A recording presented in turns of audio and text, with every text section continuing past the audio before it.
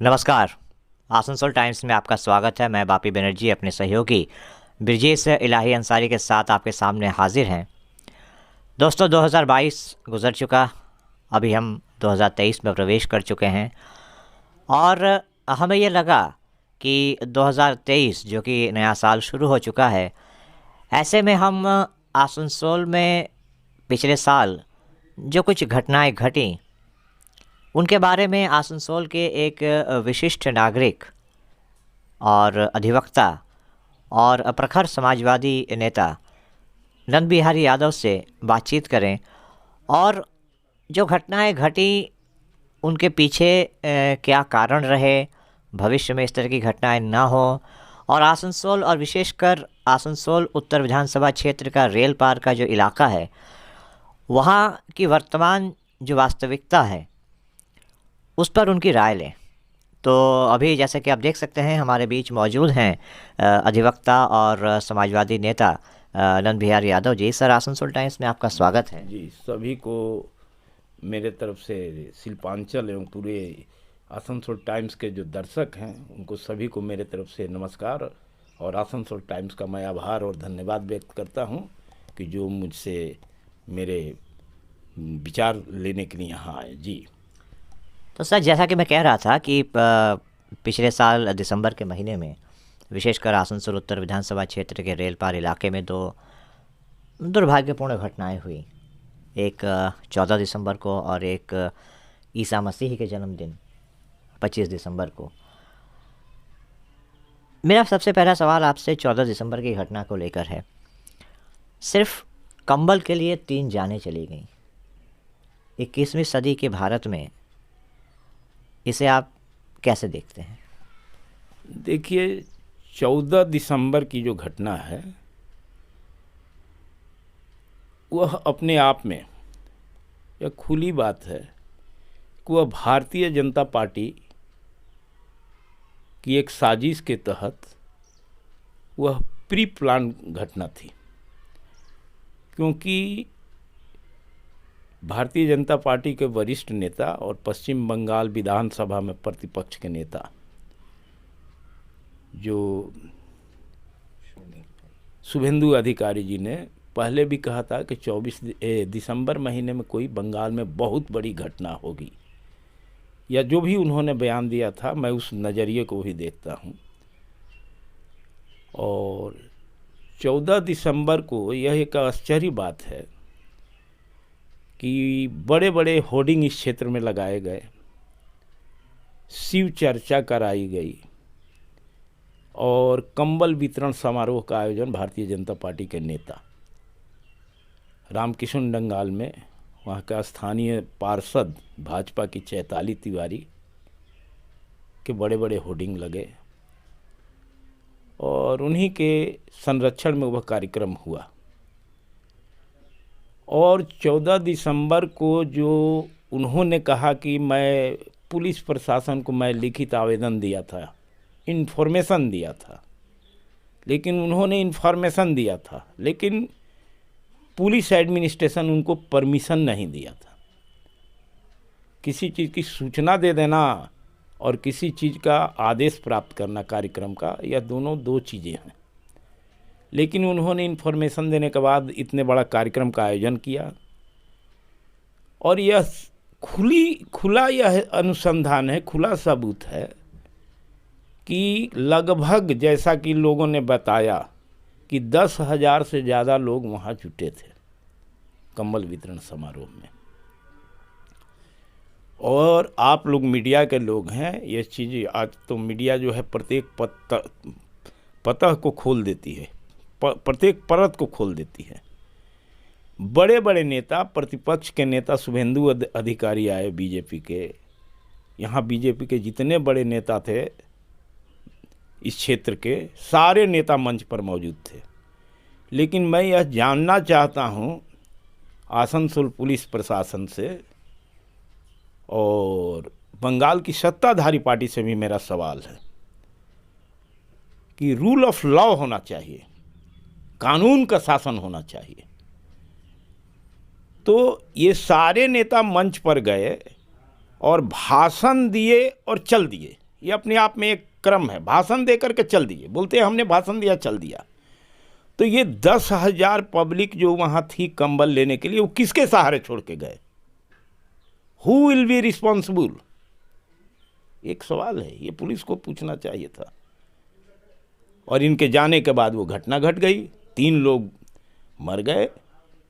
3 लोग जब मर गए, अब उसमें मरने में आसनसोल पुलिस ने, जो आसनसोल उत्तर थाना में कांड संख्या जो भारतीय दंड विधान की धारा में 304 में मुकदमा दर्ज किया है, जिसमें होता है कि आप यह जानते हुए कि ऐसा हम कोई कार्य कारित करेंगे तो कोई व्यक्ति की मृत्यु हो सकती है, वह पूरी तरह से नॉन बेलेबल और वह दंडनीय अपराध है। 304 का मामला दर्ज होने के बावजूद 3 व्यक्ति मर गए। और यह सरप्राइज है कि अभी भी इस क्षेत्र में आप जाके देखें, बड़े बड़े होर्डिंग लगे हुए हैं कि कार्यक्रम किसने कराया। और पुलिस ने किसी नेता को अरेस्ट नहीं किया जो उस मंच पर गए थे, कोई नेता अरेस्ट नहीं हुए। जबकि कानून बताता है, रूल ऑफ लॉ बताता है कि जो व्यक्ति उस कार्यक्रम में पार्टिसिपेट किया और घटना घटी, वह उसके लिए जिम्मेवार है, वह उसका अभियुक्त है। चाहे वो शुभेंदु अधिकारी हो, चाहे वो चैताली तिवारी हो, और चाहे कोई भी नेता हो। लेकिन पुलिस ने क्या किया कि किसी को गिरफ्तारी नहीं किया। पुलिस ने गिरफ्तारी में काफ़ी समय छूट दी, जिससे कि एविडेंस जो है वो टैंपरिंग हुआ, सबूत नष्ट हो रहे हैं। और पुलिस ने बड़े बड़े नेताओं को यह छूट दे दी, सारे हाई कोर्ट तक गए और अपने को बचाने में लग गए। और यह भी एक दुर्भाग्य की बात है, यह सवाल उठता है आसनसोल पुलिस प्रशासन पर, उस केस में गिरफ्तार आप किसको करते हैं भाई? रामकिशन डंगाल या इस क्षेत्र के जो कोई पासवान है, कोई यादव है, कोई गुप्ता है, जो हिंदी भाषी जो लड़के हैं, जो उन्होंने या तो कूपन बांटा है या जो उनके कैडर थे वर्क किए हैं, वो कैसे अभियुक्त हुए? कैसे अभियुक्त होंगे? उसमें जो व्यक्ति कार्यक्रम का आयोजन किया वह उसका अभियुक्त होगा, वह नेम्ड होना चाहिए। और यहाँ एक और सवाल उठता है कि पुलिस ने स्वतः संज्ञान क्यों नहीं लिया? आसनसोल उत्तर थाना ने क्यों नहीं मामला दर्ज किया? इतनी बड़ी घटना हो गई और किसी को कंप्लेनेंट बना करके मामला दर्ज कराया गया। यह मामला था, पुलिस को पावर है सीआरपीसी में कि वह खुद मामला दर्ज करे। यहाँ के थाना इंचार्ज को एम्पावर्ड है कि वह खुद मामला रजिस्टर्ड कर सकती थी 3 व्यक्ति की हत्या का, और उसका इन्वेस्टिगेशन कर सकता था। लेकिन इसमें भी पुलिस ऐसा आसनसोल उत्तर नहीं किया। ये सवाल है पुलिस से। मैं आसनसोल पुलिस प्रशासन के आपके चैनल के माध्यम से यह जानना चाहता हूँ कि क्या आपका कानून, आपका रूल ऑफ लॉ आसनसोल क्षेत्र के उस गरीब जनता के लिए ऊपर है, जो रिक्शा चलाते हैं, ठेला चलाते हैं, सब्जी बेचते हैं, दूध बेचते हैं, फुटपाथ पर जो गरीब लोग हैं, आप उन पर कानून करते हैं, कानून का राज चलाते हैं। और बड़े बड़े नेता, बड़े बड़े माफिया जो इस शहर में बड़े बड़े अपराध करके, और उनको आप छूट दे देते हैं कि वो हाई कोर्ट और सुप्रीम कोर्ट तक जा करके अपना सुरक्षा, अपना को बचाव कर ले। यह खुला बात है, यह पूरी तरह से आसनसोल दुर्गापुर पुलिस कमिश्नरेट की लापरवाही है। चलिए, ये तो 14 दिसंबर की घटना के बारे में आपकी राय हुई, और कानून की जानकारी जितनी आपको है शायद बहुतों को नहीं है। और आपने जो सवाल उठाए बहुत ही एप्रोप्रिएट सवाल हैं, और मुझे उम्मीद है कि प्रशासन इन सवालों के जवाब तलाशेगा और कानूनी तौर पे जो भी कार्रवाई होनी चाहिए उसको अभी भी किया जाएगा। अब आते हैं 25 दिसंबर की घटना के ऊपर। इस इलाके से, रेल पार के इस इलाके से कहीं ना कहीं आप यहाँ के बेहद प्राचीन पुराने निवासी हैं, और इस इलाके से आपका एक आत्मीय जुड़ाव भी है। रेल पार के बारे में बहुत पहले से कई तरह की किस्से कहानियाँ सुनने में आती थी। कहा तो यहाँ तक ज़्यादा था कि लोग रेल पार आने से डरते हैं। बीते कुछ सालों में माहौल में तब्दीली आई, लेकिन फिर 25 दिसंबर को एक घटना होती है जिसमें एक युवक की मौत हो जाती है। आपको क्या लग रहा है कि रेल पार आज के तारीख में कहाँ खड़ा है? देखिए, रेल पार जो है, जैसे आपने बताया कि रेल पार में एक समय था कि लोग यहाँ आने से डरते थे, ये बात सत्य है। रेल पार पूरे बंगाल ही नहीं, भारत में रेल पार का नाम से लोग, देश भर में लोग जानते थे और इसको क्रिमिनल इलाका समझते थे। मुझे जब से होश हुआ, मेरी बचपन से पढ़ाई लिखाई कॉलेज यूनिवर्सिटी तक यहीं से हुई है। यहाँ के इसके लिए जिम्मेवार यहाँ के जनप्रतिनिधि रहे हैं, यहाँ की राजनीतिक पार्टियाँ रही है, जो भी यहाँ रूल की है, जिसने भी यहाँ सरकार बनाई है, चाहे वो लेफ्ट फ्रंट की सरकार हो, चाहे वो वर्तमान सरकार हो, चाहे वो कांग्रेस की हुकूमत हो, सब ने रेल पार के साथ नाइंसाफ़ी किया। रेल पार जो इलाका की बात आप कहे तो रेल पार जो है पूरी तरह से यह हिंदी भाषी इलाका और माइनॉरिटीज इलाका है, और जो हिंदी भाषी और माइनॉरिटीज हैं यहाँ, उस सारे जो है यहाँ पर वो मजदूर वर्ग के लोग हैं, नौकरी पेशा करने वाले लोग हैं, जो अंग्रेज के ब्रिटिश टाइम के शासन से यहाँ बसे हुए हैं। और यहाँ जो भी सरकार बंगाल में आई, रेल पार के लोगों का केवल उन्होंने यूज एंड थ्रो किया। यहाँ का कोई सबसे बड़ा विकास किसी समाज का तब होता है जब उस समाज का शैक्षणिक विकास होता है, शिक्षा से उसको विकसित किया जा सकता है। शिक्षा से संस्कार आते हैं, संस्कार से समाज में सुधार होता है।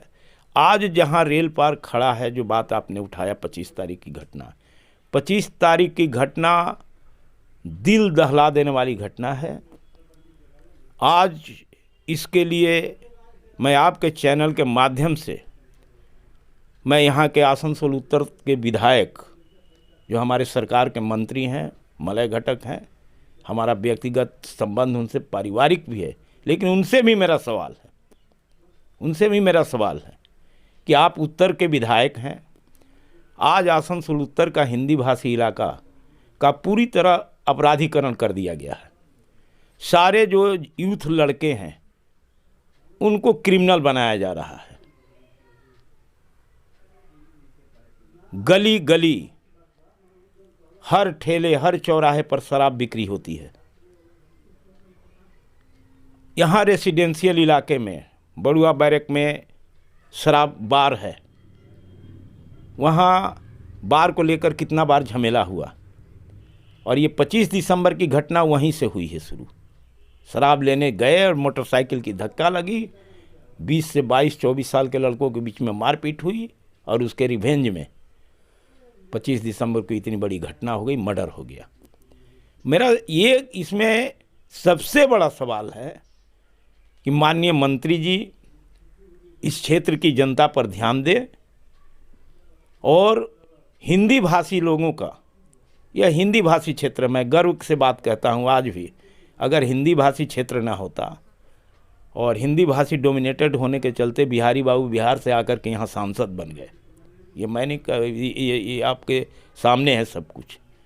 और हिंदी भाषी यहाँ बंगाल में आसनसोल से सांसद, विधायक, चाहे जो भी व्यक्ति जीत के जाता है, हिंदी भाषियों के वोट से जीत के जाता है, लेकिन हिंदी भाषियों के जो आने वाली पीढ़ी है उसका पूरा अपराधीकरण करके उसको अपराधियों में तब्दील किया जा रहा है। और इस अपराधीकरण की रोकथाम तभी होगी जब इस इलाके से कलाली, शराब की दुकानें बंद होगी, और लोगों में जो सिविक सेंस है, जो नागरिकता सचेतन है, जब तक उसको सजीव नहीं किया जाएगा तब तक अपराधीकरण नहीं रुकेगा। और मैं इस बात को मानता हूँ कि ये जितनी घटनाएं हो रही है रेल पार के इसी इलाके में हो रही है, और यहाँ के जनप्रतिनिधि हैं, चाहे पार्षद हो चाहे सांसद हो, इस सब के सब उदासीन रवैये के कारण हो रही है। और मैं इन तमाम सवालों से बहुत दुखी हूँ। 70 के दशक में हम लोगों ने यहाँ के रेल पार में अपराधीकरण के खिलाफ सड़कों पर आंदोलन किया था। और अब नई पीढ़ी को आने वाला है। और मैं एक बात आज आपके चैनल के माध्यम से यह भी बताता हूं कि इस तरह के अपराधीकरण को अगर वर्तमान सरकार, जनप्रतिनिधि अगर इसको रोकने की कोई रास्ता नहीं निकालेंगे, जो युवा पीढ़ी को जो बर्बाद किया जा रहा है, चाहे कोई भी पार्टी हो, पॉलिटिकल पार्टी हो, वो अपने कैडर बनाने के लिए एक एक पार्टी ऑफिस के बगल में दूसरे पार्टी ऑफिस खोला जा रहा है। बच्चे उसमें बैठते हैं, शराब पीते हैं, तरह तरह की घटनाएं होती है, चाहे किसी भी पार्टी को मैं बात करता हूं। और जब तक इस अपराधीकरण पर रोक नहीं होगी, यहाँ के बुद्धिजीवियों को लेकर के और पुलिस प्रशासन को इन तमाम अड्डे, शराब के बार जो गलत जगह पर है, जो रेसिडेंशियल इलाके में है, उस पर रोक नहीं होगी, तब तक अपराधीकरण नहीं रुकेगा। और यह अपराधीकरण जो है, ये 2-2 हत्याएं हुई है पूरे रेल पार को, यह बहुत शर्मसार किया। मैं भी लज्जित हूँ, मैं भी रेल पार में रहता हूँ, लेकिन मैं अंतिम आपसे यह कहूँगा कि ये सब बातें जो है अपराधीकरण को रोकने के लिए आप लोग भी सरकार तक इसको पहुँचाएँ। और रेल पार का कैसे विकास हो, सबसे बड़ा विकास होना चाहिए शिक्षा से, स्वास्थ्य से, लोगों के दिनचर्या में डेवलपमेंट करके, न कि शराब की दुकानें खोल करके, शराब का बार का लाइसेंस दे करके। इससे समाज खत्म होगा और इससे समाज में अपराधीकरण बढ़ेगा।